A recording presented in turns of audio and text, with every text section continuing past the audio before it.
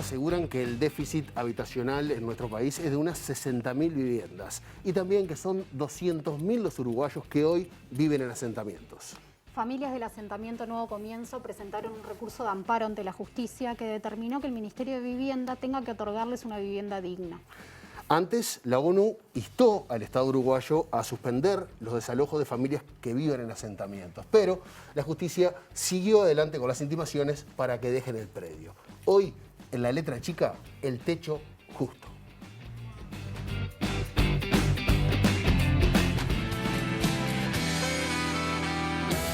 Hay mucha gente sin hogar y muchas más que no sabes, que desesperados están y sin tener para comer. El déficit de vivienda en Uruguay sigue siendo un problema sin resolver, pero no impide que cientos de familias sigan soñando con el techo propio y busquen dónde asentar las bases de una nueva vida. Hace un año, un grupo de vecinos sin recursos tomó un terreno abandonado en el oeste de la capital y fundó el asentamiento Nuevo Comienzo. Estamos luchando por tener el terreno de nosotros, nuestras casas. Esto está abandonado. Nosotros me parece que tenemos un derecho acá y lo cuidamos nosotros mismos, así que ¿qué mejor que eso? Parecía la policía un día X, entraban al predio, golpeaban tu casa con una orden de allanamiento, te pedía que te acompañaran, después pasabas por fiscalía y te procesaban con, dicen usurpación te ponían, y robo de energía eléctrica. Y te decían que te tenías que ir del predio y una vez por semana vas a firmar. Para ser usurpadores deberíamos haber cortado algún alambre, sacado cartelería que diga propiedad privada, violentar la propiedad. O sea, ustedes instalaron un lugar que estaba libre, vacío, libre. Un baldío. Nosotros sabemos que hay un dueño y que tiene sus derechos. Eso lo sabemos y no estamos en contra de eso y no es que nos queremos quedar acá sí o sí. Pero también nosotros estamos en una situación que no tenemos a dónde ir. Entonces, por lo menos poder sentarnos a charlar a ver en qué solución podemos llegar a pensar para poder tanto nuestra parte como la de ellos. Hace pocas horas el Comité de Derechos Económicos, Sociales y Culturales de las Naciones Unidas exhortó a Uruguay, solicitó a Uruguay la suspensión transitoria de los desalojos del asentamiento Nuevo Comienzo. El consultorio jurídico de la UDELAR comunicó a la ONU que no se respetó la resolución. Si tienen que abandonar eso, el lugar donde tienen su rancho, porque la consecuencia de no hacerlo es ir presos, y no pueden estar en situación de calle, el Estado tendrá que darle una solución de vivienda. Nuestro planteo al Ministerio de Vivienda fue, bueno, primero ponemos el predio para realojar a las familias que quedan, a condición de que el Ministerio, lleve adelante la construcción de las viviendas según la Ley de Vivienda. Estamos esperando una respuesta. También hemos propuesto hacer un estudio conjunto con el Ministerio caso a caso. Tampoco hemos tenido respuesta. Así que la verdad que estamos poniendo en el marco normativo que nos ampara todo lo que podemos. Hoy tuvimos otras dos sentencias, acaba de salir la última, donde también se condenó al Estado a proporcionar vivienda digna, en un caso con un plazo de 24 horas y en este último caso con un plazo de 72 horas. Nosotros confiamos en que no sea necesario recurrir a la justicia por cada una de las familias y que se pueda encontrar una solución global, organizada y ordenada, pero bueno, para eso se requieren respuestas del Estado, de los distintos organismos del Estado que están vinculados a esta temática, para que no sea necesario seguir este camino por cada una. Tú sabes que el Ministerio no cuenta hoy día y nunca con un stock de vivienda. Nosotros estamos hablando de que hay entre 60.000 y 70.000 déficit habitacional. Tomamos la decisión de apelar esta sentencia. ¿Qué mensaje estamos dejando? El mensaje sería, ocupen ilegítimamente un terreno, porque acá hay una usurpación, está la tipificación del delito, que cuando se le pretenden imputar ese delito penal, recurran al amparo para que se les dé una casa. Ese es el mensaje que estamos dando. Hay otro ángulo de la noticia que mereció un artículo muy duro del periodista Nelson Fernández y que creo que vale la pena ponerlo sobre la mesa porque es un punto de vista que no es menor. Es decir, lo que dice Fernández es, esto premia al que ocupa un terreno y hiere al que hace todas las cosas dentro de la ley para lograr acceder a una vivienda digna. Como mensaje, dice, es negativo para la sociedad. Bueno, en primer lugar, el Poder Judicial no está para dar mensajes. El Poder Judicial está para resolver conflictos individuales, concretos, donde se vulneran derechos. Pintar el mundo de color. sea la razón. Alguien abusa del poder y la ambición y se toman a risas tu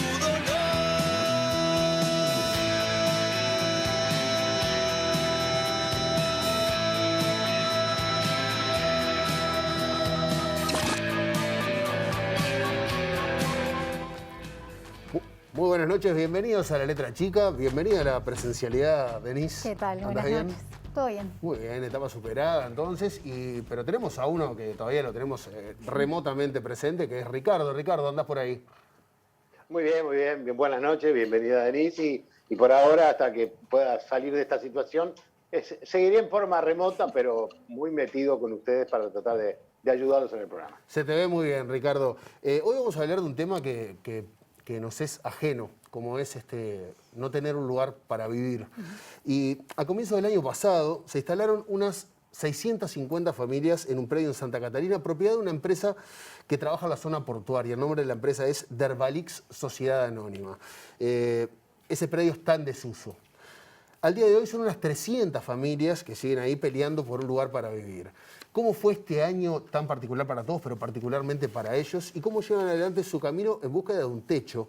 Para conversar sobre esto vamos a recibir al abogado Juan Cereta, lo veían en el tape recién, integrante de la Clínica de Litigio Estratégico de la Facultad de Derecho de la Universidad de la República. Juan, bienvenido. Muchas gracias. Juan, recordemos para quienes no conocen el caso, cómo comenzó este proceso de instalación de las familias en el terreno y en qué situación se encontraban estas 72 hectáreas, que creo que son las que pertenecen a esta empresa. Bueno, las hectáreas estas se encontraban desocupadas, no hay ningún emprendimiento en el lugar, ni tampoco viviendas, es como un campo abandonado que fue objeto de ocupación en enero del 2020 por las primeras familias, familias en general de la zona del Cerro que producto de la crisis económica habían sido desalojados de las casas que arrendaban o de los lugares en los que se encontraban y que fueron construyendo sus ranchitos de lata y de madera en ese lugar. Y eso tuvo una expansión, es cierto, en el mes de enero del 2020, llegando a esos niveles de ocupación casi masiva y construcción de ranchitos en ese lugar. Obviamente sin ningún tipo de servicio, sin ningún tipo de... Sí, estamos hablando de que son ranchos de lata y de madera o de cartón, donde en principio no había siquiera agua potable. Luego, a través de una gestión del sindicato de OCE, se colocaron 3 canillas comunitarias, que por lo menos hicieron llegar el agua potable, pero la energía eléctrica no llega hasta el lugar. Lo que hay es instalaciones precarias colgadas del sistema del tendido de energía eléctrica y no hay saneamiento, no hay ningún servicio. Estamos hablando de condiciones infrahumanas de vida en esos ranchos, donde en un rancho de lata obviamente que el invierno es otro y el verano también es otro. ¿Y qué medidas tomó la empresa ante la justicia ante esta ocupación? Bueno, se hizo, esto es buena la pregunta porque estamos acostumbrados en Uruguay que cuando alguien ocupaba un bien ajeno, se enfrentaba a la posibilidad de un juicio de desalojo o se enfrentaba a la posibilidad de un juicio de reivindicación, se llaman en términos técnicos, donde el propietario esgrime su derecho de propiedad frente al que ocupa y obviamente que en general obtiene la recuperación del bien del que es propietario. Pero en los últimos años hemos visto cómo muchos propietarios han optado por una nueva vía que tiene la particularidad de que muchas veces no transita ni siquiera por la justicia. En los mejores casos transita por la justicia penal, porque lo que se hace en lugar de hacer un juicio de desalojo donde el otro se va a poder defender, va a poder hacer sus defensas, incluso perdiendo el juicio va a poder esgrimir razones de humanidad para pedir prórrogas, en estos casos se opta por hacer la denuncia en fiscalía por el delito de usurpación y eso hace que no haya participación de ningún juez de desalojo. En Uruguay tenemos establecido que los jueces de desalojo son los jueces de paz. Sin embargo, acá interviene, en el mejor de los casos, un juez penal. No siempre, porque en muchos casos las personas son conducidas a fiscalía por la policía y ahí se les plantea desde fiscalía la posibilidad de llegar a un arreglo y retirarse o seguir adelante con el juicio penal. Eso en muchos casos funciona porque las personas, ante la eventualidad de que se les inicie un proceso penal, prefieren abandonar el lugar que ocupaban. Ni que hablar sectores más vulnerables, como por ejemplo los migrantes, donde el solo hecho de pensar que puedo tener un antecedente penal me implica perder la residencia, etcétera, etcétera. Eso es preocupante porque hemos tenido desalojos y tenemos al día de hoy. En el día de ayer me hablaban, el fin de semana me hablaban de un desalojo en estas condiciones en la zona de Ciudad del Plata. Implica desalojar gente sin que un juez participe, sin ningún control de regularidad, simplemente con una gestión de fiscalía penal. Y en este caso en particular no ocurrió así porque los vecinos ante la situación de fiscalía en principio no aceptaron irse Y la Fiscalía inició un procedimiento, una investigación penal, dio cuenta al juez penal y bueno, y ahí se inició un expediente penal que terminó con la formalización de varios de estos vecinos y vecinas por el delito de usurpación y en muchos casos por el delito de usurpación y hurto de energía eléctrica porque obviamente están colgados del tendido de la energía eléctrica. Ahora, Juan, permíteme un segundo para atrás. Hablaste de un caso este fin de semana que te llegó, de una persona que estaba ocupando, como estos vecinos del asentamiento Nuevo Comienzo. Denuncia penal, los desalojan, una familia, por ejemplo, una de las que todo el mundo vio en la noticia. En realidad lo curioso, digo, es que no hay una resolución que diga están desalojados. Lo que se les plantea es decirles, mire, si usted quiere, yo sigo con esto penal que puede terminar con usted en la cárcel. Bien. Ahora, si usted no quiere que siga, váyase. Entonces esto después en los papeles vos lo ves como un acuerdo, como que la persona estuvo de acuerdo en irse, se comprometió a irse. No hubo una sentencia de desalojo, no hubo una resolución de desalojo, ni siquiera una intimación de desalojo. Bien, pero ahora mi pregunta es, ¿a dónde? ¿A dónde se van? Y quedan en situación de calle. La respuesta que ha dado el Ministerio históricamente en todos estos juicios que se hacen, donde nosotros hemos reivindicado el derecho a la vivienda como un derecho fundamental, recogido en la Constitución y obviamente en la mayoría de los tratados de derechos humanos que hacen referencia a la vivienda, lo que se dice es, bueno, la respuesta estatal hoy por hoy es quedar en situación de calle y, en el mejor de los casos, el refugio del Ministerio de Desarrollo Social. Que convengamos que refugio ni campamento, desde ahora ya conviene deslindar que refugio y campamento no son vivienda. La vivienda implica un vínculo de seguridad con el lugar donde yo habito. Y donde, además, el lugar donde yo habito es donde se ejercen los derechos fundamentales de las personas, ¿no? Y que sostiene un núcleo familiar también, porque los refugios Totalmente, separan a la totalmente. familia. El sistema de refugios nuestros no tiene, del MIDES no tiene refugios de familia, digamos, tiene refugios para hombres y refugios para mujeres con niños, lo cual en los casos de familias constituidas significa separar a la familia. Ya nos pasó en un caso anterior a Nuevo Comienzo, donde hicimos un juicio de amparo por vivienda, porque teníamos una familia ocupando una casa que estaba a punto de caerse, de derrumbarse, con 5 niños, que estaba bien conformada, o sea, tenía el apoyo del INAU, tenía el apoyo del MIDES, eran chiquilines que estaban escolarizados, que estaban atendidos en ACE, que tenían todo en orden. El problema de esas familias es que no tenían trabajo y por lo tanto no tenían casa y el único lugar que tenían para habitar es esa casa que se caía. Eso demostraba que separar esa familia es un crimen, con lo que nos cuesta tener un entorno familiar de contención para los niños pobres, que esos niños vayan a la escuela, que sean atendidos, que tengan apoyo. Y en este caso además había un apoyo importante de INAU y de MIDES que los impulsaba. Se demostraba claramente que lo que se necesitaba era una casa, no era otra cosa. A tal punto fue así que ese fue el primer proceso de amparo por vivienda en la historia del Uruguay, que se llegó a un acuerdo con el Ministerio de Vivienda por el cual se les otorgó un subsidio de alquiler a esa familia. Mirá. Que seguirá teniendo apoyo de MIDES y de INAU porque lo necesita ese apoyo para salir adelante. Ellos van a poder salir adelante, pero tenemos que apoyarlos. Ricardo. No, porque luego ante el arribo de la policía, el asentamiento y pedido de desalojo, llevan el caso al Comité de Derechos Económicos, Sociales y Culturales de las Naciones Unidas. Las Naciones Unidas le piden al Estado uruguayo que suspenda los desalojos o que brinde un predio alternativo adecuado.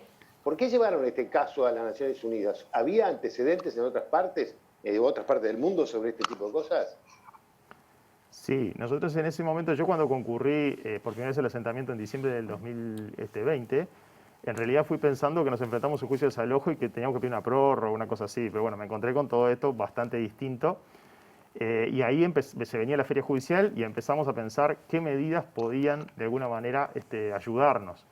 Y ahí se nos ocurrió que por primera vez se podía intentar ir al Comité de Derechos Económicos, Sociales y Culturales de Naciones Unidas. Uruguay había ratificado el protocolo facultativo, que es el reglamento que permite ir y hacer reclamos puntuales, personales, ante el comité.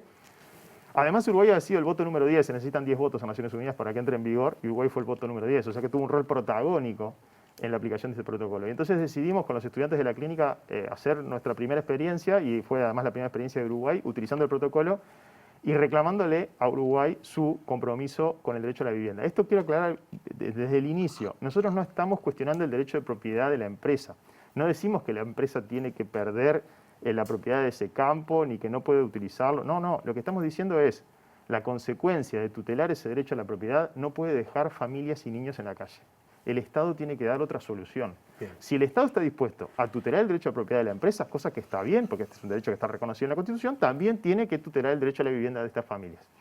Y intentando responder a la pregunta, Fuimos al comité, en realidad presentamos peticiones tanto en el Comité de Derechos Económicos, Sociales y Culturales como en el Comité de Derechos del Niño, porque también entendíamos que había derechos de los niños vulnerados. Es más, los niños del asentamiento, en la previa del Día de Reyes, que intentamos hacer un evento en el asentamiento, escribieron cartas al comité y nosotros se las hicimos llegar a Ginebra, pero las Naciones Unidas nos dijo que teníamos que optar por el trámite en un comité o en otro, porque el presupuesto, de hecho, el presupuesto fáctico era el mismo y que debía resolverse en uno y en otro. Y elegimos el Comité de Derechos Económicos, Sociales y Culturales, porque haciendo un análisis de su jurisprudencia encontramos muchos antecedentes, muchos pronunciamientos del comité, sobre todo en el caso de España, donde ha habido un montón de reclamos, de peticiones de este tipo a propósito de los desalojos luego de la crisis hipotecaria en España, donde el comité había sentado posición sobre que cualquier tutela que se haga para reivindicar el derecho a la propiedad o el derecho de los derechos de los arrendadores en España, porque en España no eran situaciones como esta, no puede dejar, esos desalojos forzosos no pueden dejar a la gente en la calle, no pueden dejar familias y niños en la calle. El Estado tiene que dar respuestas. Usando eso, teniendo en cuenta esos antecedentes, fue que presentamos el caso ante Naciones Unidas. Bueno, te modifico un poco entonces la pregunta que te iba a hacer, porque la pregunta es cuál fue la práctica, la respuesta del Estado uruguayo, pero ahora me interesa también cuál fue la respuesta del Estado español. Ya que había un antecedente claro, por lo menos para comparar en los hechos, porque uno ve que es una resolución de ONU, desde afuera suena algo como importante. Uruguay, vos decías, fue el voto número 10 en este protocolo, o sea, estamos involucrados, no es que estemos fuera de Naciones Unidas. ¿Cuál fue la respuesta del Estado uruguayo en la práctica y qué pasó en España? Bueno, en realidad nosotros le pedimos dos cosas al comité. Le pedimos que analizara el tema del derecho a la vivienda en Uruguay, cosa para la cual todavía no se pronunció el comité. Le dio al Estado uruguayo 20 días para que, mejor dicho, 2 meses, perdón, para que contestara y hiciera sus descargos. Pero nosotros le pedimos que dictara lo que se llama medidas provisionales. Es, mientras vas a estudiar nuestro caso, no me dejas a toda esta gente en la calle. Entonces el tribunal analiza y dice, bueno, está bien, vamos a analizar el caso y ver si esta gente tiene razón y si Uruguay se vulnera el derecho a la propiedad. Pero mientras tanto, mientras estudiamos eso, o suspenden los desalojos o por lo menos dan soluciones de emergencia a esta gente. Esa fue la resolución del comité respecto al caso Uruguay. Respecto al cumplimiento, bueno, Uruguay no cumplió con la recomendación o con el dictamen del comité. A la prueba está que tuvimos, el sistema penal siguió con el impulso de criminalizar estas conductas, que después me gustaría hablar sobre las conductas, pero siguió con ese impulso y eso motivó que tuviéramos que ir a los juzgados de familia en tutela de estos derechos vulnerados en los juzgados uruguayos. Respecto al cumplimiento de España, lo que se da con las resoluciones de los comités es que, a diferencia de los órganos jurisdiccionales donde uno puede exigir que se cumplan, los comités de Naciones Unidas tienen la costumbre de generar espacios de diálogo, de buscar soluciones acordadas, ¿no? En el caso de España, al principio hubo una resistencia al Estado español a cumplir con las resoluciones del comité, pero poco a poco se fueron generando espacios institucionales de diálogo que permiten tener mecanismos o protocolos que permitan que, si bien se van a hacer seguir haciendo desalojos cuando proceda, cuando ello ocurra y la gente no tenga ninguna red que le permita volver a una vivienda en condiciones dignas, el Estado va a tener que proporcionar soluciones. Hablabas de la justicia penal y después del pronunciamiento del Comité de la ONU, la jueza penal Giovanet Olivera igualmente citó a 19 personas que habían sido formalizadas por delitos de usurpación y hurto de energía eléctrica, y hubo algunos acuerdos. ¿Cómo actúa la justicia penal en estos casos? ¿Qué consecuencias tiene la justicia penal en estos casos? ¿Y de qué se trata estos recursos que presentaron las 4 familias que presentaron acuerdos? Bueno, en realidad lo que ocurrió en el juzgado penal, por lo que nosotros sabemos, porque nosotros no participamos de la defensa penal la está haciendo la Defensoría, con quien sí tenemos vínculo, tenemos diálogo y intentamos hacer acciones coordinadas. Lo que sabemos a través de la Defensoría es que la juez penal entendió que el dictamen de Naciones Unidas no la obligaba en absoluto, no era vinculante para ella y que ella iba a seguir adelante con la actuación penal. En ese sentido citó, como tú decías, a los 19 formalizados. De esos 19 concurrieron 4. Por distintas razones. Algunos me comentaban no les llegó la citación o se la dieron un día después que ya había sido la audiencia, cosas que son habituales en los asentamientos porque vos no tenés una casa, un número, etcétera, no tenés calle. Bueno, lo cierto es que los 4 que fueron tuvieron que comprometerse a dejar el asentamiento el 4 de abril porque de lo contrario corrían serio riesgo de ir presos. Estamos hablando de mujeres con niños chicos, algunas madres, otras abuelas y algunos varones que tienen familia a cargo, que tienen hijos a cargo. Entonces, si vos a esa mujer le decís que vive sola con sus 5 hijos, mire, nosotros vamos a seguir con el procedimiento penal si usted no se va. O se va el 4 de abril, o seguimos si usted puede ir presa. Es obvio que en esas circunstancias la persona va a decir que se va, porque entre la calle y la cárcel, todos elegimos la calle, lamentablemente. Y eso fue lo que sucedió. Los 4 que cumplieron con la citación y fueron al juzgado penal y se presentaron, como también les habíamos aconsejado, que si eran citados tenían que presentarse, bueno, tuvieron que comprometerse, porque no tenían otra alternativa, a irse el 4 de abril. Eso los puso en una nueva situación de emergencia, que era que el 4 de abril quedaban en situación de calle. Nosotros, cuando decidimos plantear las acciones de amparo, lo que les dijimos a los jueces de familia, desde la óptica de la protección de los derechos de los niños, porque lo enfocamos desde allí, porque desde ese lugar son competentes los jueces de familia, lo que planteamos no es, nosotros no queremos controvertir ni cuestionar la decisión de la jueza penal. La jueza penal sabrá por qué toma estas decisiones e ignora las recomendaciones de Naciones Unidas. Sinceramente nos hubiera gustado que las tomara en cuenta, pero bueno, no fue así. Nosotros lo que les planteamos a los jueces de familia es, no importa lo penal, estas familias, por la razón que sea, el 4 de abril quedan en situación de calle. Estos niños que habíamos logrado que todos tuvieran cupos en la escuela Santa Catalina, que todos los chiquitos estuvieran en el CAIF, que pudieran ir a la escuela con sus mochilas, con sus útiles, etcétera, a propósito de la solidaridad de la gente que apoyó enormemente todos los movimientos que se hicieron para este asentamiento, todos esos niños quedan en situación de calle.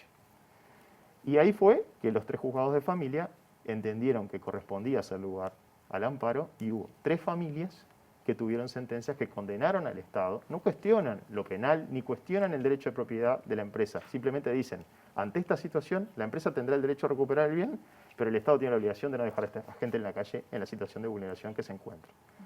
Y ustedes dirán, bueno, pero fueron 4 los citados los que concurrieron y 3 la sentencia de familia, porque otro caso era de un señor solo. Entonces nosotros ahí no podíamos invocar el derecho de familia ni la competencia de los juzgados de familia. Ese caso se planteó ante el juzgado de lo contencioso administrativo y fue rechazado. En la primera oportunidad fue rechazado, nosotros apelamos y eso está aún para resolverse en apelación. ¿Y ese hombre dónde está ahora? ¿Cuál? Ese cuarto caso, ¿dónde está Ese cuarto ahora? caso fue al juzgado de lo contencioso administrativo y ahora va a un tribunal de apelaciones en lo civil, que lo tiene para resolver. ¿Ricardo? Sí, no, tras ese fallo de la justicia, el Ministerio de Vivienda le dio una solución habitacional a una familia, pero las otras están esperando, ¿es así? Sí, es así. El Ministerio cumplió en el plazo establecido con la primera sentencia, la primera familia que tuvo sentencia el viernes antes de turismo. Es más, se tomó la precaución por parte de las autoridades del Ministerio de notificar en la facultad con una escribana para que pudiera llegarse en tiempo y cumplir dentro de las 24 horas. Y a esa familia se le entregó una casa que cumple con todos los requisitos de una vivienda digna y ya están mudados. Las otras 2 familias, a pesar de que venció el plazo, aún no se ha cumplido. Juan, si nos permitís, muchos conocimos la realidad del Nuevo Comienzo gracias a la fotografía. Por eso queríamos tener la voz y la mirada de Pata Ismendi, que es el fotógrafo que nos hizo descubrir a muchos cómo se vivía en este asentamiento. Quizás a muchos uruguayos les mostró cómo era vivir en un asentamiento y agradecerle también porque nos facilitó las fotos que ilustraron el primer y lo que va a ser el segundo bloque acá en La Letra Chica. Y lo recibimos. Pata, buenas noches. Hola, buenas noches Diego, Denise, Ricardo, ¿cómo andan? Bien, divino. Pata, la primera pregunta, ¿por qué te acercaste a estos vecinos? ¿Cómo llegó el vínculo con estos vecinos de Nuevo Comienzo? ¿Y por qué también a través de la fotografía? Porque lo que decíamos recién, muchos conocieron el barrio, conocieron la situación en base a fotografías que hasta en algún punto eran artísticas. O sea, si bien había un trabajo periodístico mostrando esto, pero eran fotos con una calidad artística muy linda, que transmitían hasta cierta belleza. ¿De dónde vino ese vínculo? Bueno, yo me acerqué a fines de octubre del 2020, por lo que se vio en la prensa, una inquietud personal, cuando vi en el informativo lo que estaba pasando con los desalojos, y ahí fui con mi cámara y tuve la suerte o el destino de encontrarme con gente ex privados de libertad de la DINALI, donde yo trabajaba, y a partir de ahí se dio un vínculo de mucho conocimiento y mucha empatía, y bueno, y a partir de ahí se dio esa cosa de cotidianeidad, de ir todos los días, ¿no? Con mi cámara. Ellos fueron muy generosos, una corrección de mucho respeto, y esa cotidianeidad de ir, de caminar esas calles, esos caminos, y bueno, de compartir todos esos días seguidos así, me dio la posibilidad de ver cosas y de meterme en esa realidad. Mi primera intención fue sacar fotos y transmitir, usarla como herramienta, ¿no? Que es lo que yo trabajo en la fotografía, sobre eso, sobre el trabajo social, en territorio, en cárceles. Bueno, he trabajado mucho en eso. Pero un día pasó que estaba en el comedor, en el merendero, y era la hora del desayuno y no había leche en polvo y esos chiquitines no tomaron la leche y no comieron hasta las 6 de la tarde. Ahí cambió en mí algo y me di cuenta de que no solo era fotografiar y usar esa herramienta, sino intentar con un grupo de amigos y compañeros que se sumaron a intentar acercarnos a los referentes de esa comunidad y lograr otro tipo de cosas, ¿no? Por supuesto las donaciones, el tema de la vivienda, ahí contactamos a Juan, pero también nos quisimos acercar a otro lugar, ¿no? Visibilizando, por supuesto, porque no todo el mundo tiene la posibilidad de estar en un asentamiento y conocer la realidad, y tratando, mediante la herramienta y la honestidad de la fotografía, de mostrar lo que sí pasaba, ¿no? Lo que se decía que pasaba, los narcos, el asistencialismo, el ocupar por ocupar, un montón de cosas que a veces están flotando. Bueno, mediante la honestidad de la herramienta de la fotografía, visibilizar esas familias, esos niños, ese cotidiano, y poder transmitirle a la gente qué realmente estaba pasando con esa situación en Nuevo Comienzo. Mira, en un ratito vamos a estar con Josema Caraballo, que va a estar desde el asentamiento charlando con nosotros en un ratito.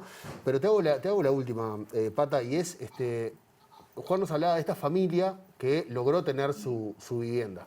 Y muchas de las fotos que vimos, que parecían hasta inocentes, se veía una especie de festejo, y vos lo contrastabas muy bien, diciendo, bueno, tienen agua, se iban a dar una ducha caliente. Estamos hablando de niños, es una familia con 5 niños.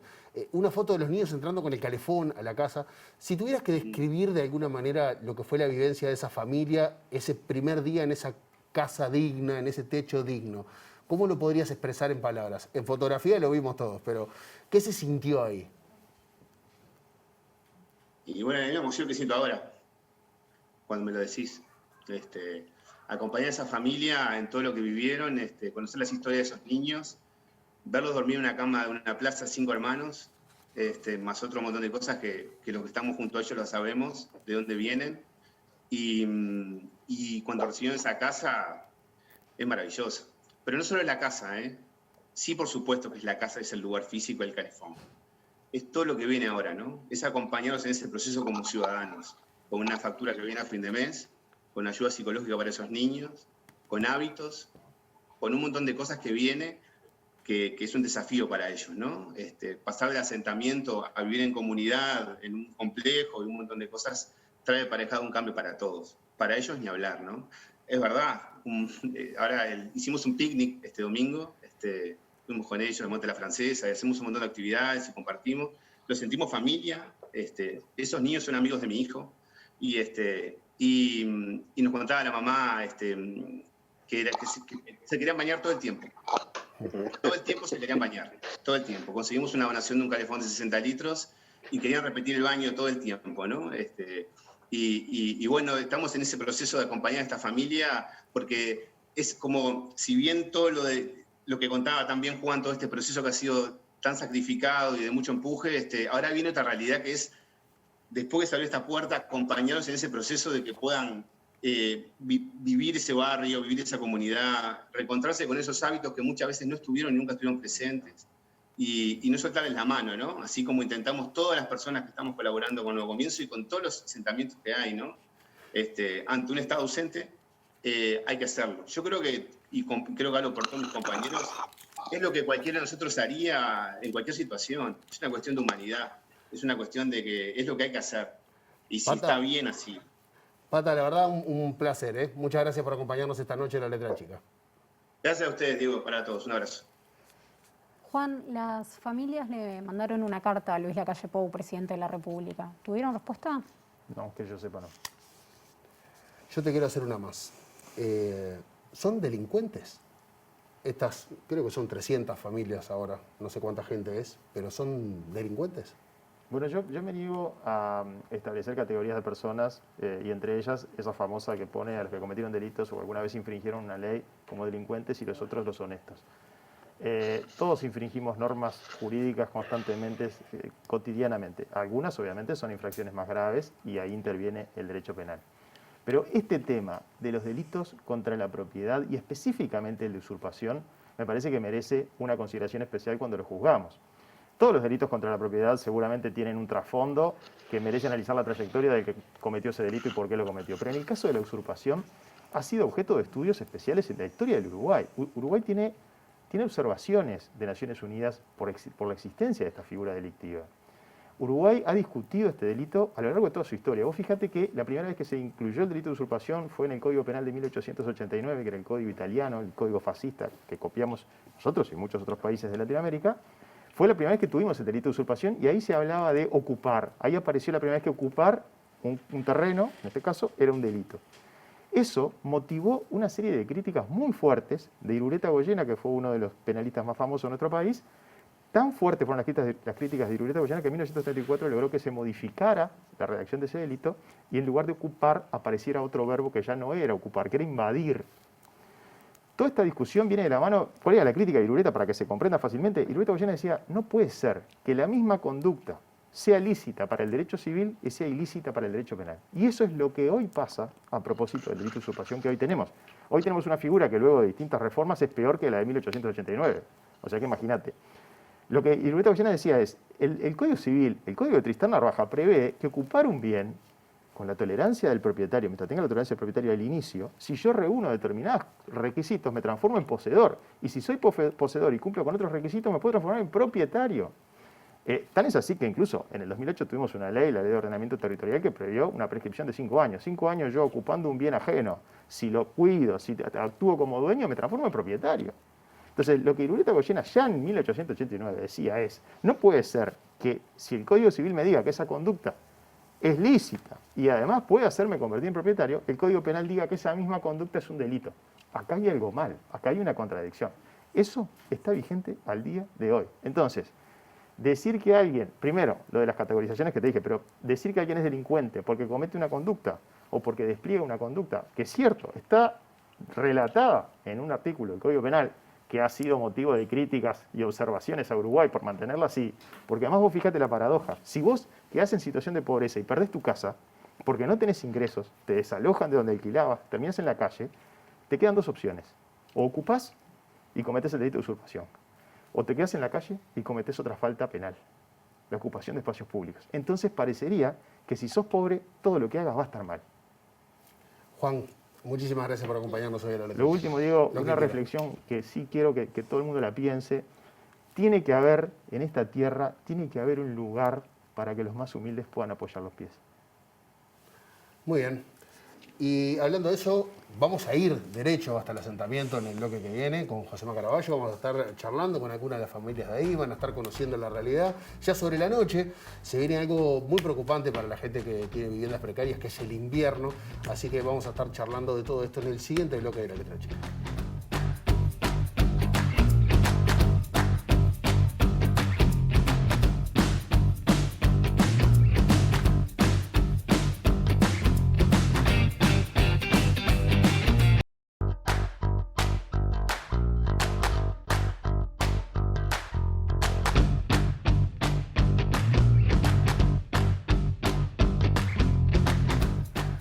Seguimos a La Letra Chica y como les anunciamos nos vamos a ir derecho hasta Nuevo Comienzo con nuestro compañero José María Caraballo, que se encuentra con Mónica y Marcelo, que son parte de una de las dos familias que esperan la asignación de una vivienda después del fallo de la justicia. Josema, buenas noches.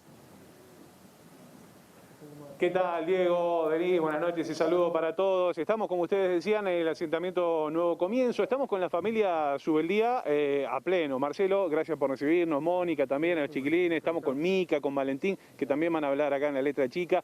Bueno, antes que nada, ¿cómo toman toda esta situación después de estar esperando ya por un largo tiempo, más de un año que hace que están acá, ¿no?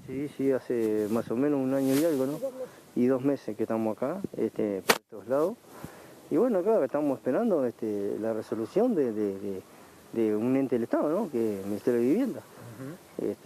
Que ya hubo ya hubo un fallo, pero ahora creo que faltaría otra apelación, otro fallo más, por lo que tengo entendido, para que nos digan el lugar y el momento que nos tengamos que ir, ¿no? O sea, que realojar ellos, ¿no? Ahí está. Pero por ahora estamos esperando la resolución de ellos, porque es lo único que estamos esperando. Hace un rato, Marcelo, estábamos hablando antes de arrancar este móvil de lo que significó llegar a este lugar, estar en este lugar, pertenecer a una comunidad bastante grande. También hablábamos de lo que significaba haber llegado como ocupantes de alguna manera, pero con la intención de hacer las cosas bien. Eso lo querías remarcar. Sí, es así. Sí, nosotros, bueno, vivíamos agregados, ¿no? Estamos viviendo en la casa de una hija mía hace como 5 años. Anteriormente estuvimos alquilando, ¿no? Viste que los alquileres son horribles y no hay plata para pagar alquiler. Y tuve que caer, bueno, estaba de agregado, como muchos uruguayos, vamos a decir así. Y bueno, y nos enteramos por la tele, vamos a decir así, cuando estaban agarrando terreno y esas cosas, y que no sabíamos cómo era la historia de todos estos terrenos, ¿no? Ni quién eran los dueños, ni cómo era esto. Entonces, nos acercamos a estos lugares y bueno, dijimos, bueno, vamos a ver si podemos agarrar un pedazo de terreno, o cómo es, hasta que nos acercamos a una gente que nos dijeron, mira, hay lo que no hay comisión, pero sí hay, ¿cómo se llama? Vocero, ahí va. Y los voceros nos dijeron, mira, esto así, acá, está medio bravo, dice, pero andá a saber cómo se va a manejar esto, ¿no? Ustedes llegaron, empezaron a construir, vos sos albañil, de hecho. Albañil, sí, hace 20 años soy oficial albañil, ¿viste? Ahora estoy desocupado, hago changa, ¿no? Cuando sale, me le prendo lo que venga, igual, si tengo una quinta voy a arrancar papa igual. Pero en estos momentos no hay nada, viste, con la pandemia está bravísimo todo. Es un momento muy complejo. ¿Qué expectativas tienen, no? Porque todo esto del sueño de la casa propia está cada vez más cerca. Sí, está cada vez más cerca en el sentido de que bueno, está, o sea, tenemos un gran abogado, ¿no? Como Juan Cereta, ¿no? Que la verdad nos dio una mano, tremenda mano, ¿no? También hay otra abogada que fue mandada por él, que nos defendió también, ¿no? Con uñas y dientes, porque la mujer ya pidió como 2 o 3 prórrogas por nosotros, porque mirá que ya teníamos fecha de habernos ido y andar en la calle, apoyando con mi familia, imagínate. Hay un gran trabajo allí realizado por el estudio jurídico de la UDELAR con Juan Cereta, también el amigo Pata Ismendi, que ha difundido también por redes toda la situación. A propósito de eso... toda esa gente dio una mano grandísima, ¿no? La verdad, sí, y estamos muy agradecidos por eso, ¿no? En ese sentido se sintieron bien respaldados. Y bien respaldados en el momento que empezaron a caer acá, la verdad, sí. Lo puedo decir yo, lo puede decir otra gente que ya también tuvo en su momento ya salió su solución, ¿no? Una familia de 7 gurises. Estaba Valentín como loco, re contento, se lo escucha hablando. Sí, veo que sí. Y bueno, y ellos también tuvieron esa solución gracias a toda esta gente, ¿sí? Al Pata, gracias a Cereta, con toda su conjunto, ¿no? Porque acá vino también gurizada de la escuela de abogacía, muy buena gente, ¿no? Falta menos, Marcelo, para tener la casa, justamente, dentro de poco tiempo. Esto le va a cambiar, obviamente, la vida. ¿Cómo viven ustedes hoy acá? ¿Cómo es tu casa? ¿Cómo se compone? Mirá, acá tengo un buen ambiente, ¿no? Y un baño, tipo galponcito, una parte que no la pude terminar porque fue cuando me llevaron procesado, que yo dije, bueno, que voy a terminar acá, si esto no da para más, no da para más. En cualquier momento nos van a tirar para la calle y nos van a gastar más material, ¿viste? Así, está conformado con mi señora y mis 2 hijos, Mica y Valentín. Y un año. ¿Qué anda ahí en la vuelta, Valentín, saltando? Anda saltando ahí, hace poquito se largó a caminar. Bueno, y acá la vamos llevando, ¿viste? Con la ayuda de la olla, acá hay 2 ollas. Sí, la verdad, un merendero, ¿no? Marcelo, cuando ustedes vinieron acá, ingresaron porque vieron que era un campo que de alguna manera estaba abandonado, más allá de que la historia ya se sabe, luego aparecieron los dueños, incluso una empresa que también hizo algún reclamo. Esto de alguna manera lo hiciste para proteger a tu familia, para tener un techo, una vivienda digna, pero también te procesaron. Sí, me procesaron, sí, o sea... ¿Te llevaron detenido? Me llevaron detenido 12 horas, me comí ese garrón, ¿no? Yo tengo 54 años de buena conducta, ¿no? Que nunca delití, a mí no me conoce nadie, si vamos al caso, de la justicia, ¿no? No me conoce nadie, me conoce la gente de trabajo, de laburo. Pero la verdad, esto para mí fue horrible, ¿no? La primera vez en mi vida que vaya, mirá, me llevaron de acá, esposado y todo. A mí una vergüenza, ¿no? Me pasearon por todo el centro, por todos lados, como si fueran los grandes delincuentes, ¿viste? Pero bueno, está, también si son las leyes y son cosas que rigen, ¿viste? ¿Cómo es que va a ser? Me la tuvo que bancar al hombrecito, ¿viste? Falta menos para estar en casa. Le voy a pedir a Mónica, Mónica que anda con Valentín. ¿Qué hace Valentín? A ver, ¿qué estás haciendo, Val? Acá lo dijo perfectamente. Mónica, a ver, falta menos para tener, te voy a pedir que te acerques un poquito para acá, para estar en tu casa, en una nueva casa que les va a cambiar la vida. Y justamente, ¿cómo piensan que les va a cambiar la vida? Justamente este nuevo domicilio. Ahí sí, en todo, en que no lo vienen a buscar más a mi esposo, llevárselo detenido, que eso es lo principal, porque fue una angustia bárbara, verte que se llenara, la primera vez que me iban a buscarlo, se llenaba la casa de policía, que digo, ¿y ahora? Digo, nunca habíamos visto una cosa así, y para nosotros la vivienda va a ser todo para mí, también mis hijos, ¿no? Nuestros hijos que tengan su lugar, su espacio, y que ya no tenga que depender que va a venir alguien y nos van a sacar, o que que nos llamen y nos digan, miren que les va quedando poco para que los van a buscar. Digo, va a ser otra cosa. En el final te quiero consultar cómo vivieron toda la situación cuando se dieron los desalojos del asentamiento. Horrible porque veías el helicóptero, ya te digo, veías el helicóptero, la policía, que estaba acá, se nos llenó de todo, de policía, no entendíamos de por qué, porque después le explicaron que tenía dueño y todo, que estábamos haciendo extirpación de terreno, pero tampoco sabíamos que era para tanto. Digo, nunca había visto tantas cosas juntas más que por la tele. Y ahora digo, saber que pronto ya queda menos para tener nuestra casa, rezamos y pedimos tanto a Dios que sea cuanto más rápido mejor. ¿Qué fue lo más difícil de todo este proceso? Llevarse a mi marido, sí.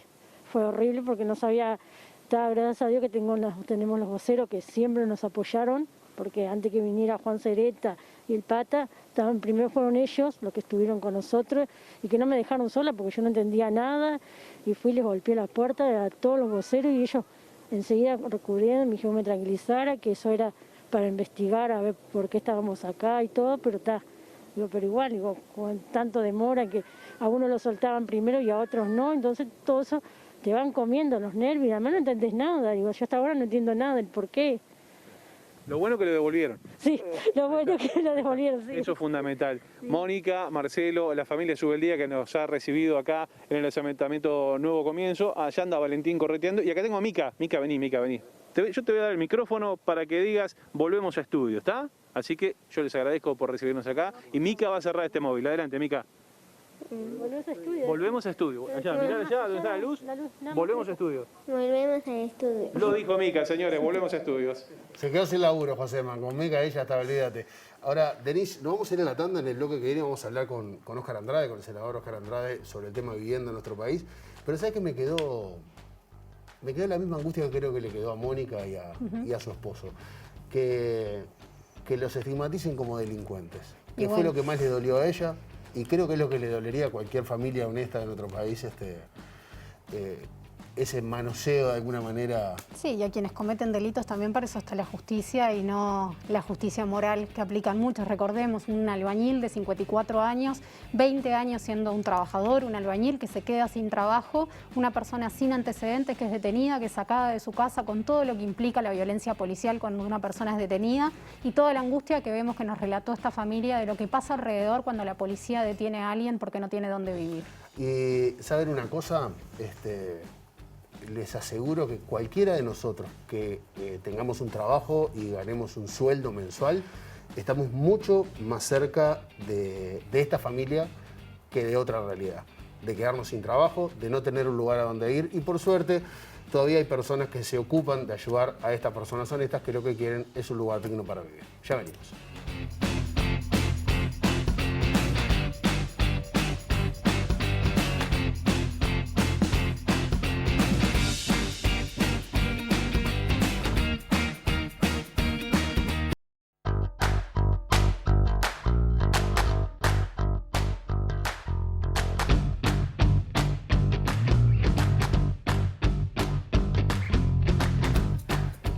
seguimos en la letra chica y para continuar hablando sobre este tema, vamos a recordar lo que vimos en el tape, la ministra de Vivienda, Irene Moreira, que le preocupaba el mensaje que daba la justicia al proponer que el Ministerio de Vivienda adjudicara una vivienda digna para estas familias. Para conversar sobre esto y sobre la situación general de la vivienda en Uruguay, vamos a recibir a Óscar Andrade.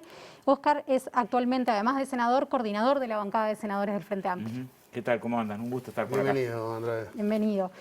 Óscar, ¿por qué a la ministra le preocupa este mensaje? ¿Qué tiene de preocupante este mensaje? Yo creo que nosotros tenemos un debate cultural que no lo dimos suficientemente. A ver, en realidad, cuando después de 15 años de gobierno del Frente, vos decías, tenés algunos temas en los que lograste avanzar en materia de vivienda, porque lograste incrementar los recursos de vivienda, reducir a la mitad la cantidad de viviendas con necesidades básicas insatisfechas. Pero reflexionábamos en el 2019, pero eso es insuficiente porque tenés todavía un componente importante de exclusión con respecto a la vivienda y había que duplicar, a pesar de algunos esfuerzos. Haber generado, por ejemplo, que el sistema cooperativo tuviera subsidio a la permanencia o un régimen de garantías para los sectores que estaban más contra el piso, lo colocabas de esta perspectiva, es decir, ¿cuál es el centro del problema? El problema es que un país no puede acostumbrarse, por ejemplo, a que decenas de personas, 30, 40 por año, mueran en incendios en viviendas precarias todos los inviernos. Y en realidad en un país donde tiene capacidad de producción de vivienda, pero no atiende ese derecho en lógica mercado. Y esto, si bien es un fenómeno global, o sea, en el mundo hay 1.000 millones de personas que viven en asentamiento, participás de la idea que tenés que batallar en contra de ese fenómeno global. Yo creo que este año ha sido un año de profundo retroceso. En primer lugar, es del problema estructural. Si vos tenías 330 millones para destinar a vivienda y bajaste a 180, claramente la posibilidad de que las políticas públicas del Estado tengan efectividad en garantizar el derecho, van a retroceder. O sea, fíjate que nosotros decíamos, los 300 millones no alcanzan y hay que ir a 600, ese era el objetivo, y vos el resultado que tenés es que de los 300 millones quedás con 180 y además con riesgo de recorte. O sea, ese es el problema estructural. Lo segundo, el drama principal, es que no hemos logrado culturalmente que la vivienda es un derecho, como la salud. Vos decís, bueno, a ver, está el derecho de propiedad en la industria farmacéutica. Bueno, pero ese derecho de propiedad, si no le colocas límites, te cuesta vidas, del que no accede al derecho al medicamento. Entonces yo creo que lo que hay que poner en debate es que hay que garantizar un piso mínimo de derechos porque lo principal es escapar a esa situación de necesidad, ¿no? Entonces el fallo es un fallo que nos hace ver ese problema estructural. Óscar, una de las cosas que veíamos recién en un tape, estábamos en comunicación directa con el asentamiento Nuevo Comienzo y veíamos a Marcelo, un albañil de 54 años, que trabajó durante 20 años como albañil y ahora está desempleado. Un trabajador que queda sin trabajo y queda sin acceso a la vivienda. Mirá, ¿Quiénes son los que no tienen vivienda Nosotros hoy en este Uruguay? año presentamos el año pasado, lo conversamos con la ministra Irene Moreira, que tuvo la deferencia de invitarnos a conversar sobre este tema, y dijimos, antes del presupuesto, a ver, siempre que tenés una situación de crisis, o sea, la lógica del mercado, aún en crecimiento económico, excluye gente. No hay duda, Uruguay del 85 al 99 creció económicamente un 60% y los asentamientos estallaron. O sea, el crecimiento económico solo no alcanza para resolver el problema de la vivienda. Pero cuando hay una crisis es peor. Entonces, es evidente que vos tenés hoy 245.000 hogares que alquilan. A ver, vos tenés hoy un salón de fiesta, un gimnasio, sos una docente de danza, tenés un dojo de artes marciales, trabajás del turismo, o sea, cualquiera de esas actividades que estuvieron golpeadas, de un día para otro, pasan los meses, capaz si tenés algo de espalda podés sostener el alquiler, después llega un momento que no podés sostener el alquiler, y eso te puede pasar a un obrero de la construcción, a un trabajador de la industria. Entonces, el planteo es, si tenés 245.000 hogares, de los cuales en torno a 40-45.000 están afectados por la cuestión de la pandemia desde el punto de vista de sus ingresos. No genera una política de subsidio a los alquileres. Lo que vas a tener mañana es que esta situación de Nuevo Comienzo se te va a multiplicar por un montón de lugares, porque el proceso de crecimiento del desalojo se nota este año, porque es un año el plazo que existe desde que inicias el trámite, y entra a generarse la situación de que esa mujeres jefas de hogar, o sea, el grueso de los que están con problemas son mujeres jefas de hogar que están al frente de la casa, quedaron sin trabajo y el riesgo es mayor. Entonces, ¿cómo lo resolvés? Bueno, combinando la suspensión de los desalojos con una política de subsidio, porque también es cierto que del otro lado tenés entre los que arriendan gente que también es pobre, que alquila 2 casas a 10.000 pesos cada una y vive de esos 20.000, y que si no los cobra también tiene una situación de dificultad. Subsidiar esto llevaba un costo de unos 5 o 6 millones de dólares por mes. O sea, subsidiar durante un año 45.000 hogares implicaría que el Fondo Coronavirus hubiera invertido lo que dijo que iba a invertir el año pasado, 770, invirtió 710. O sea, si se hubiera cumplido con los recursos que se decían que se iban a destinar, que son pocos, hubiera alcanzado para que 45.000 hogares, casi 200.000 familias, hubieran tenido un problema menos. Seguís teniendo otros, pero el del techo no tenerlo, ¿no? Te voy a hacer dos preguntas. Primero te voy a hacer una política, pero me gustaría que la contestes después de contestarme la otra, que es una filosófica. Ajá. ¿Cómo ven y evalúan desde el Parlamento la actual política de vivienda y la inversión que hay en la misma? Eso por un lado. Y por otro lado, ¿por qué, esto capaz que es algo más filosófico, por qué hay una porción de la población que no logra empatizar con esto? Que no entiende, y estoy hablando de trabajadores, Sí, claro. no estoy hablando de muchísimo. los dueños de la empresa, que son los dueños de las 72 hectáreas, que quieren, reclaman, y con todas las de la ley están reclamando que es algo de ellos, y eso está protegido por la ley. Pero ¿por qué hay una parte que dice, están premiando delincuentes, yo me rompo la espalda trabajando y a mí nadie me regala una casa, ¿por qué esta gente sí, yo no? Sí, claro. ¿Por qué esos trabajadores no logran empatizar con gente que está viviendo en un rancho de lata cagando en un agujero? ¿Por qué no logramos empatizar? Mirá, yo creo que lo primero que tenés para la primera reflexión es, nosotros vamos a una política de vivienda que fue una política que demostró ser de fracaso. O sea, Uruguay no es que va a ensayar ahora lo que se va a ensayar en el sentido de decir, en vez de apostar al sistema cooperativo o a otros sistemas que demostraron resultados, se arme con los recursos públicos un fideicomiso que financia empresas privadas para que construyan. El 43% de los recursos del Ministerio de Vivienda del 90 al 2005 fue para construir, que empresas construyan. El resultado, para que dieran los números a esas empresas, fue que la construcción fue de pésima calidad. Núcleos básicos evolutivos de 20 y pocos metros cuadrados, todos amontonados. Y en vez de resolver el problema de la vivienda, la segmentación territorial, que es una de las claves para entender después los problemas de la seguridad, se terminó profundizando. O sea, no estamos innovando. Nosotros tenemos diferencia en la política. Más diferencia en los recursos, porque cualquier política sin recursos fracasa en materia de vivienda. Vos podés tener las mejores intenciones del mundo, no tenés plata, te vas a dar la cabeza contra la pared. Lo segundo es la madre del borrego. O sea, vos tenés un mundo que produce alimentos para 10.000 millones de personas y 1.000 millones pasan hambre. Y nadie se lo interpela demasiado. O sea, no puede decir, ¿cómo puede? O que tiene capacidad de producir medicamentos como para que los medicamentos les lleguen a toda la humanidad, y hay una parte de la humanidad que muere por no tener medicamentos. 16.000 por día, por lo menos, niños de enfermedades curables. O sea, tenés una forma de organización de la distribución de los recursos que hace de la desigualdad parte del sentido común. O sea, que admitamos que está bien, por ejemplo, en Uruguay, 240.000 viviendas vacías, sacando 120.000 que son de segunda propiedad, 120.000 que son o abandonadas o de especulación, y que vos admitas que esté bien que un segmento especule con miles de viviendas mientras otro no tiene donde dormir o duerma en la calle. Que no te interpele. Esa lógica se apoya en una ética profundamente individualista. Una especie de darwinismo social donde Darwin decía para las especies, esta plantita le quita el sol a esta se muere. Y por lo tanto hay que quitarle el sol a la otra para que otra se muere. O sea, la lógica del emprendedor que no emprende colectivamente, emprende contra el otro, le gana, triunfa. ¿Quién triunfa? El que le gana. Hay triunfador y hay perdedor. Esa ética es muy potente. O sea, uno la cuestiona, pero en realidad permea la sociedad. En una lógica de decir, lo que ganaste lo ganaste solo, no precisaste a nadie. Y en el momento en el que te va mal, en vez de luchar contra un sistema que tiene injusticias, te deprimís, te sentís triste, pensás que es tu culpa, te acorrala, algo hiciste para que te vaya mal. Yo creo que la izquierda, que debate en términos, primero,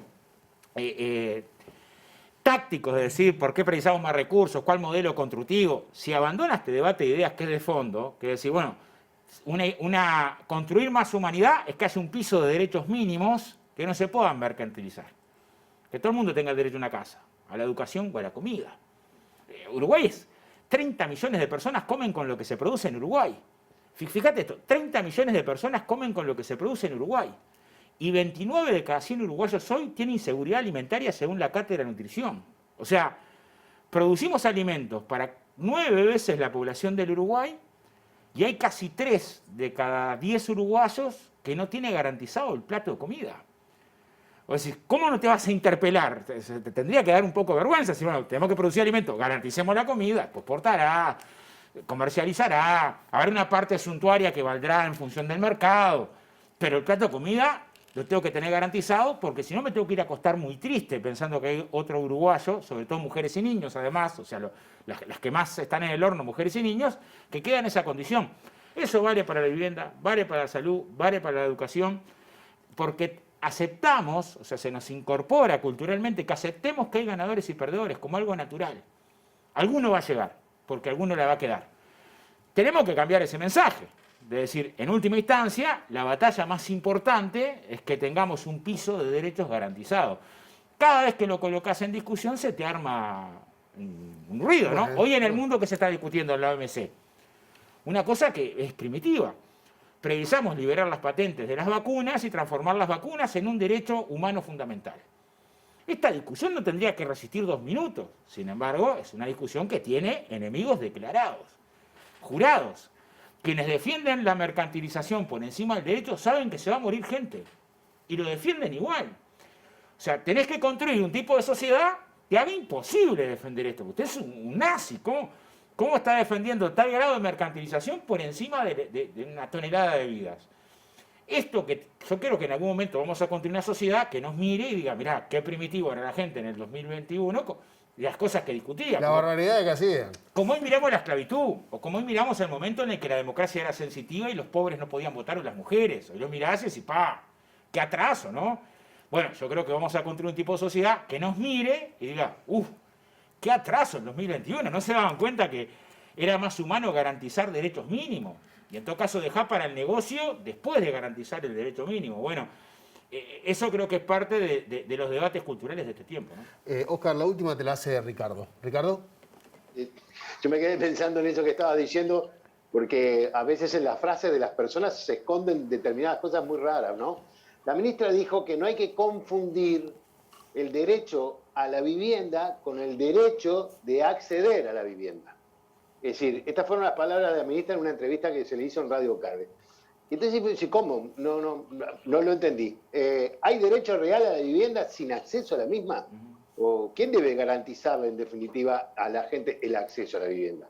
Sí, ahí, Ricardo, hay una discusión que está en el terreno jurídico. Hay quienes sostienen que la declaración constitucional del derecho a la vivienda es programática, es abstracta y no concreta. Y hay quienes entendemos que lo que tenés que garantizar es el acceso concreto al bien. En función de cómo te parás en ese abordaje, está una literatura u otra literatura. También en función de eso una política u otra política. Que es, no le estás, nosotros hace 11 años que estamos trabajando en los asentamientos, tratás de trabajar desde esta perspectiva. No le estás dando, le estás reconociendo un derecho, que lo tenía vulnerado desde antes.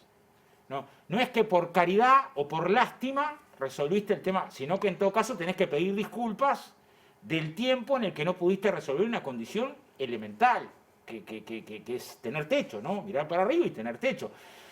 Esa circunstancia es una batalla ética, no solamente técnica jurídica. Yo creo que también tiene un sustento ético. ¿En qué tipo de sociedad queremos vivir? ¿Querés vivir un tipo de sociedad donde la gente se muera en la calle sin tener donde poder abrigarse? ¿Querés vivir un tipo de sociedad donde la gente pueda pasar hambre? ¿No te molesta? Entonces lleva la competencia a que también incluya que eso mínimo no lo garantizas. Yo creo que nosotros tenemos que batallar por lo otro. Hay una referencia que hacía Bertolt Brecht cuando le decían, no, pero el ser humano es egoísta, el ser humano es injusto, el ser humano de por sí piensa, muchos de esos valores además tienen que ver con una sociedad que te educa en esa lógica, ¿no?